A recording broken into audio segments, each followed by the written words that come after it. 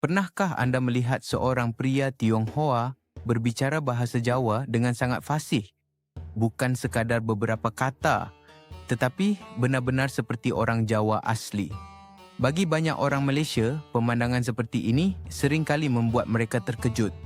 Bahkan, ada yang sampai tidak percaya bagaimana mungkin seorang pria Tionghoa bisa berbicara Jawa begitu lancar. Kalau Anda juga baru pertama kali mendengar hal seperti ini, tunggu sampai Anda melihat ceritanya sampai akhir. Bayangkan situasinya. Seorang pria Tionghoa berdiri santai, lalu tiba-tiba mulai berbicara menggunakan bahasa Jawa medok yang kental. Bukan bahasa Indonesia, bukan Mandarin, tetapi bahasa Jawa yang biasanya kita dengar di kampung-kampung di Pulau Jawa. Orang-orang di sekitarnya langsung tertawa. Bukan karena mengejek, tetapi karena mereka benar-benar terkejut. Bahkan beberapa orang bertanya, "Serius ini? Kamu orang Cina, tapi bisa ngomong Jawa?" Fenomena seperti ini sebenarnya tidak jarang terjadi di Indonesia. Banyak orang Tionghoa yang lahir dan besar di Jawa tumbuh dengan lingkungan yang menggunakan bahasa Jawa setiap hari. Mereka bermain dengan teman-teman Jawa, bersekolah bersama, bahkan sering berbicara dengan tetangga menggunakan bahasa Jawa. Lama-kelamaan, bahasa itu menjadi bagian dari kehidupan mereka. Namun bagi sebagian orang Malaysia, hal seperti ini terasa agak aneh. Bukan karena tidak mungkin, tetapi karena situasinya memang berbeda. Di Malaysia, masyarakat Tionghoa sering mempertahankan bahasa dan identitas budaya mereka sendiri, seperti Mandarin, Kantonis, atau Hokkien. Ini tentu bukan hal yang salah. Justru itu menunjukkan betapa kuatnya mereka menjaga warisan budaya. Di Indonesia, ceritanya sedikit berbeda. Sejarah panjang membuat banyak komunitas Tionghoa perlahan berbaur dengan budaya lokal.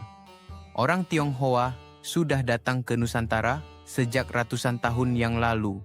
Bahkan, beberapa catatan menyebutkan bahwa gelombang kedatangan mereka sudah dimulai sejak abad keempat.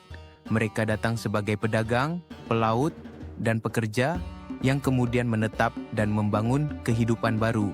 Seiring waktu, mereka tidak hanya berdagang atau bekerja, tetapi juga berinteraksi dengan masyarakat lokal. Mereka menikah, berteman, dan hidup berdampingan dengan berbagai suku di Indonesia. Karena itulah, banyak dari mereka akhirnya mengadopsi bahasa daerah tempat mereka tinggal. Di Pulau Jawa sendiri, bahasa Jawa memiliki peran yang sangat kuat dalam kehidupan sehari-hari. Banyak orang menggunakan bahasa Jawa untuk berbicara dengan keluarga, tetangga, bahkan di pasar atau tempat kerja. Jadi, jika seorang anak Tionghoa tumbuh di lingkungan seperti itu, tidak heran jika ia juga belajar bahasa Jawa sejak kecil. Bayangkan, seorang anak kecil yang setiap hari bermain dengan teman-temannya di gang rumah. Temannya semua orang Jawa. Mereka bercanda, bertengkar kecil, dan tertawa menggunakan bahasa Jawa. Tanpa sadar, anak itu mulai memahami kata demi kata. Lama-lama, ia tidak hanya mengerti, tetapi juga bisa berbicara dengan lancar. Ketika anak itu tumbuh dewasa, bahasa Jawa sudah menjadi bagian dari dirinya. Bahkan, kadang-kadang logatnya sangat medok, sehingga orang yang baru mengenalnya tidak menyangka bahwa ia sebenarnya berasal dari etnis Tionghoa. Inilah yang sering membuat orang Malaysia atau bahkan orang dari negara lain merasa kaget. Mereka mungkin berpikir bahwa orang Tionghoa pasti berbicara Mandarin atau bahasa Cina lainnya. Tapi di Indonesia, realitasnya jauh lebih beragam. Ada orang Tionghoa yang berbicara Jawa, ada yang berbicara Sunda, ada yang berbicara Hokkien. Dan tentu saja, hampir semuanya berbicara bahasa Indonesia sebagai bahasa nasional. Sekarang, saya ingin bertanya kepada Anda yang sedang menonton atau mendengarkan ini, apakah Anda pernah bertemu orang seperti ini? Seorang Tionghoa yang berbicara bahasa daerah dengan sangat fasih? Kalau pernah, tuliskan di komentar dari kota mana Anda melihatnya. Menariknya, bagi banyak orang Tionghoa di Jawa, berbicara bahasa Jawa bukanlah sesuatu yang memalukan. Justru mereka merasa bangga karena itu menunjukkan bahwa mereka benar-benar bagian dari masyarakat tempat mereka tinggal. Ada seorang pria Tionghoa dari Surabaya yang pernah mengatakan sesuatu yang menarik. Ia berkata bahwa meskipun ia memiliki darah Tionghoa, ia lahir dan besar di Jawa. Ia makan makanan Jawa, memiliki teman Jawa, dan hidup dalam budaya Jawa. Jadi baginya, berbicara bahasa Jawa adalah hal yang sangat alami. Ia bahkan mengatakan bahwa bahasa adalah bagian dari budaya. Ketika seseorang memahami bahasa Jawa, itu berarti ia juga memahami cara berpikir, sopan santun, dan nilai-nilai masyarakat Jawa. Hal ini membuat banyak orang Indonesia melihat fenomena ini sebagai sesuatu yang indah. Indonesia sendiri dikenal sebagai negara yang sangat beragam. Ada ratusan suku, ratusan bahasa daerah, dan berbagai budaya yang berbeda. Namun, semua perbedaan itu dipersatukan oleh satu bahasa, yaitu bahasa Indonesia. Karena itulah di Indonesia tidak aneh jika seseorang bisa berbicara beberapa bahasa sekaligus. Di rumah ia berbicara bahasa daerah, di sekolah ia menggunakan bahasa Indonesia, dan mungkin di tempat kerja ia menggunakan bahasa Inggris. Kembali lagi ke cerita pria Tionghoa yang fasih bahasa Jawa tadi.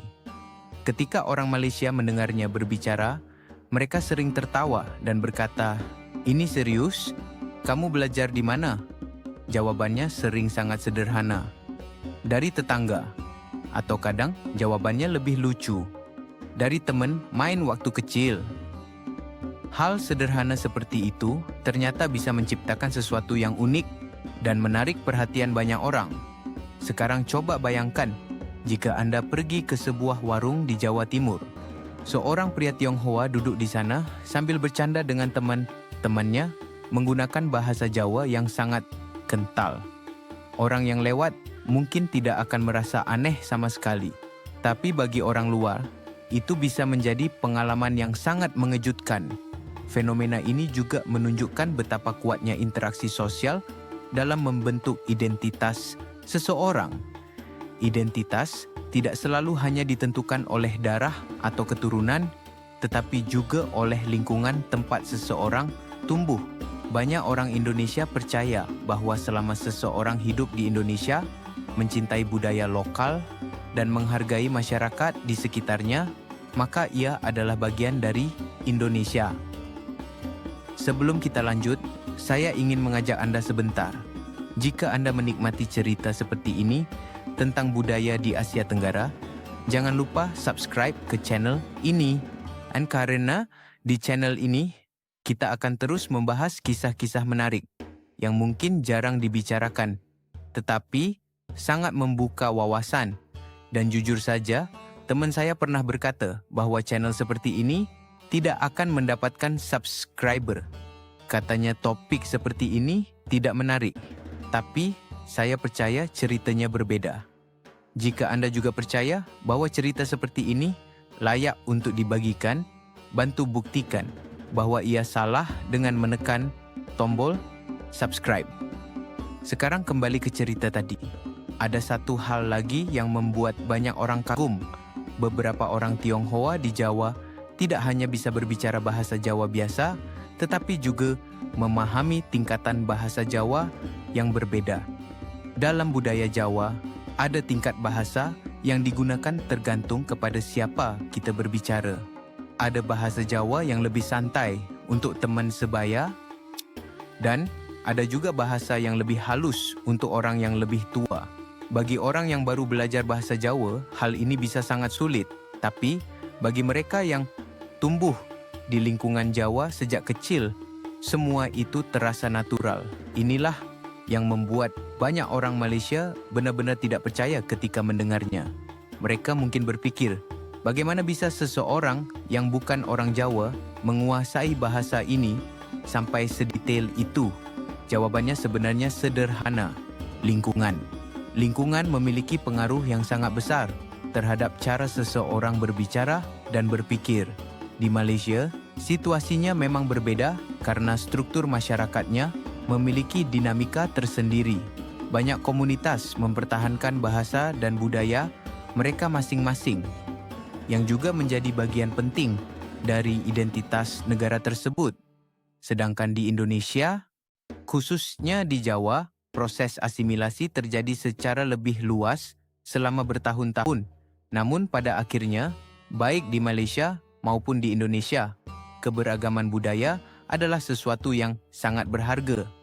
Setiap negara memiliki cara unik dalam menjaga keseimbangan antara identitas budaya dan kehidupan bersama sebagai masyarakat. Dan mungkin itulah yang membuat Asia Tenggara begitu menarik. Di satu tempat Anda bisa menemukan orang dengan latar belakang yang berbeda, tetapi mereka bisa berbicara bahasa yang sama, tertawa bersama, dan hidup berdampingan. Sekarang saya ingin mendengar pendapat Anda. Apakah menurut Anda hal seperti ini juga bisa terjadi di Malaysia? Apakah Anda pernah melihat orang Tionghoa berbicara bahasa Melayu daerah dengan sangat fasih? Saya tuliskan pengalaman Anda di kolom komentar karena saya sangat penasaran membaca cerita Anda.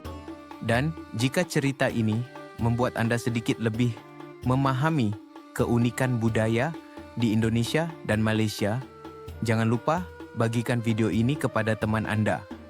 Siapa tahu mereka juga akan terkejut seperti banyak orang Malaysia ketika pertama kali mendengar seorang pria Tionghoa berbicara bahasa Jawa dengan sangat fasih.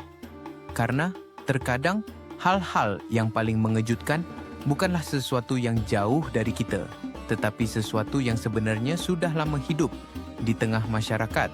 Hanya saja kita baru menyadarinya sekarang.